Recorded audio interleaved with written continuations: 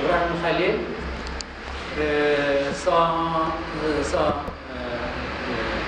il a une responsabilité d'enseigner les enfants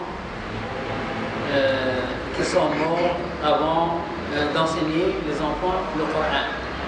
Le prophète sallallahu alayhi wa sallam, lorsqu'il est parti aux cieux, il a rencontré Ibrahim Khalil dans le 7e ciel et il a vu Ibrahim Khalil entouré par des enfants et il leur enseigne le Coran.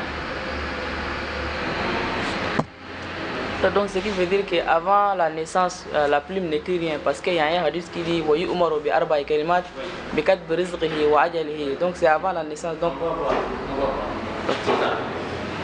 On va voir l'écriture de ces 4 frères. Ok. J'ai une question.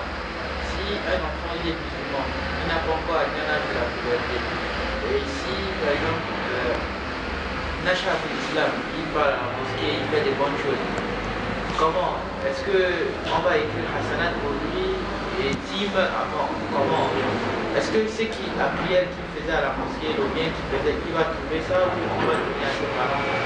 Pour lui, c'est un entraînement. C'est un entraînement. Mais ces œuvres qu'il fait, ce sont ses parents qui bénéficient.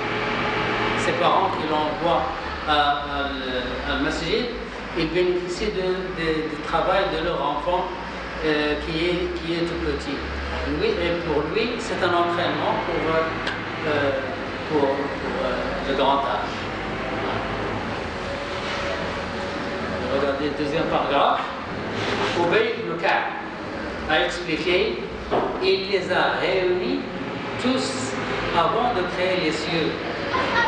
De la première personne jusqu'à la dernière, ils ont témoigné que Allah subhanahu wa ta'ala est un Dieu unique. Il a expliqué ce hadith. Deuxième destin, ce qui est fait est fait. Ce que nous sommes en train de faire maintenant est déjà écrit dans la tablette. C'est déjà écrit. Il est écrit dans la tablette que samedi, le 3 février, à 7 heures, un groupe de musulmans sont réunis et sont en train de discuter du destin. C'est écrit dans le destin. Abdullah ibn Amr ibn al-As a dit, j'ai entendu le prophète sallallahu alayhi wa sallam dire, Allah, glorifié qu'il soit, a créé ces créatures en obscurité, puis il a mis la lumière sur eux. Celui qui était touché par la lumière serait guidé, et celui que la lumière ratait serait errant. Abdullah dit, c'est pourquoi je dis la plume est sèche et ce qui est fait est fait. Vous pouvez dire peut-être c'est injuste de la part d'Allah subhanahu wa ta'ala, glorifié qu'il soit subhanahu wa ta'ala. Non. Quelle est l'histoire? L'histoire, c'est que Allah subhanahu wa ta'ala, il sait celui qui va être guidé et celui qui va être erré. Il sait déjà. C'est lui qui les a créés, c'est lui qui sait ce qui se passe. Alors, celui qui va être guidé, il sera touché par la lumière. La lumière, c'est l'islam, c'est l'iman, la foi. Et celui qui va être erré, il ne sera pas touché par cette lumière. Allah sait ce qu'il fait, il sait ce qui existait, ce qui existe maintenant, ce qui existera dans le futur, et ce qui n'existe pas. S'il existait, comment il existera? Oui. Donc, il dit, voilà, ces gens seront guidés, ils sont touchés par la lumière. Ces gens ne seront pas guidés, ils ne seront pas touchés touché par la lumière. Allah Ta'ala, la yus'alu amma yaf'al, il n'est pas, personne n'a le droit de questionner Allah. Pourquoi personne n'a le droit de questionner? Je dis toujours l'exemple des chaises.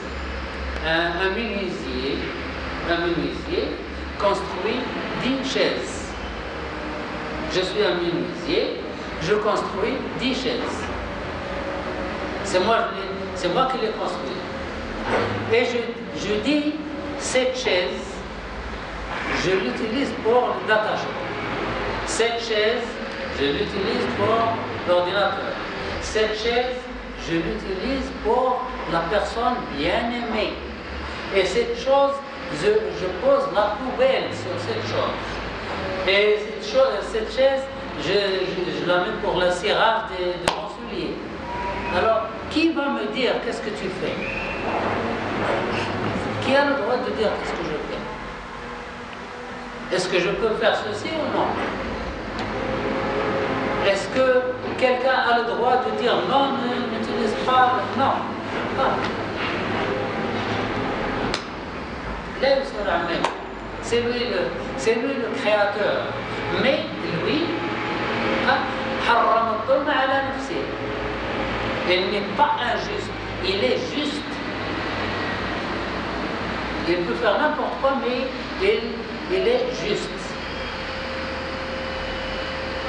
Il est juste, il aime les gens justes. Chacun est programmé pour l'endroit où il ira. Le prophète sallallahu alayhi wa sallam a dit, Allah a créé Adam, a passé la main droite sur son dos et extrait une descendance. Et il dit, j'ai créé ceux-là pour le paradis. Ils vont faire le travail des habitants du paradis. Puis il a passé la main sur son dos et il extrait une postérité et il dit, j'ai créé cela pour l'enfer. Ils vont faire le travail des habitants de l'enfer. Un homme a dit, regardez, un homme a dit, et pourquoi travaille-t-on? Pourquoi il faut travailler? Pourquoi il faut faire la prière? Et ce qui est fait. Les gens du paradis sont déjà créés, les gens de l'enfer sont déjà créés. Alors pourquoi adorer Allah? Pourquoi faire tant de choses? Elle a répondu, lorsqu'Allah a créé le serviteur pour le paradis, il le guide à faire le travail des habitants du paradis jusqu'à sa mort. Et il le fait entrer au paradis, et vice-versa. Encore, je répète, Allah subhanahu wa ta'ala passe la main sur le dos d'Adam